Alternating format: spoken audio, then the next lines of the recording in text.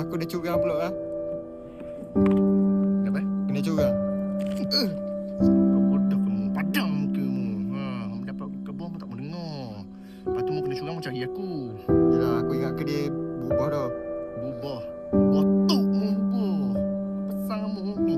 Buih dah mulut aku duk belabel kamu papa. Mu ada nak dengar? Mu duk dengar. Mu sibuk sayang ke dia sampai bila mu nak duk takat ni?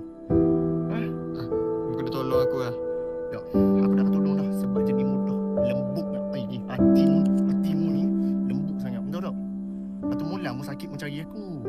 Kenapa mu kebal? Dia first love. Cerita pertama. Mu sayang kat dia. Lepas tu mula lah baru gini. Aku ingat dia betul-betul berubah dah. Mu kena tolong aku lah. Dia tak akan berubah. Mu dengar cakap aku. Ni aku panas dengan mu Mu ni jenis mudah kan. Mu mudah cair dengan kata-kata dia. Asal dia kebanyakan. Sorry awak, saya tak sedar waktu tu saya minum macam. Mu ni aku tak boleh tebal mu ni. Lepas tu mula mu duk jadi duk selok kerenok kat ke dia. Kenapa hak aku kebal ni sayang mu ni. Hak siang ke mu ni. Mu dah dengar, mu dah dengar. Yelah, salah aku. Aku dah tebal mu ni.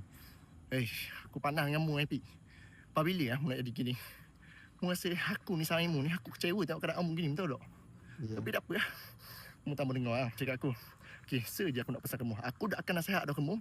Tapi mu pegang kata-kata aku ni. Walaupun dia dah kata dia buang duri, tapi mu kena ingat, dia tetap berbisa. Mu dengan aku bukan kawan.